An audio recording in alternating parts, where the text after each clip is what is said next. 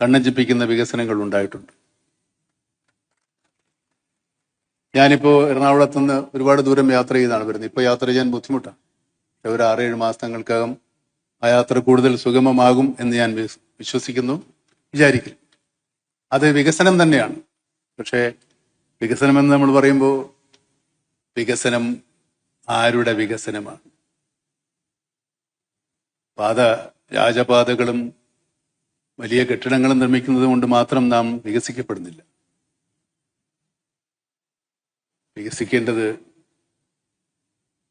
നമ്മുടെ സാമൂഹ്യ ജീവിതമാണ്. സാമൂഹ്യ ജീവിതം വികസിക്കണമെങ്കിൽ ദാരിദ്ര്യം പരിപൂർണമായും തുടച്ചു മാറ്റപ്പെടണം. ദാരിദ്ര്യം പരിപൂർണമായി തുടച്ചു മാറ്റപ്പെട്ട സ്ഥലങ്ങൾ വളരെ അപൂർവമേ ഉള്ളൂ. എൻ്റെ അറിവിലില്ല. കേരളം പലതിനും മാതൃകയായിട്ടുള്ളതാണ്.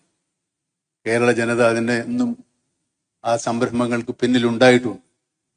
ഇതുപോലെ ദാരിദ്ര്യം തുടച്ചു മാറ്റാൻ ഞാൻ നേരത്തെ സൂചിപ്പിച്ചതുപോലെ തോളോട് തോള് ചേർത്ത് സാഹോദര്യത്തോടെ നമുക്ക് ദാരിദ്ര്യത്തെ നേരിടാം, ദാരിദ്ര്യത്തെ അതിജീവിക്കാം.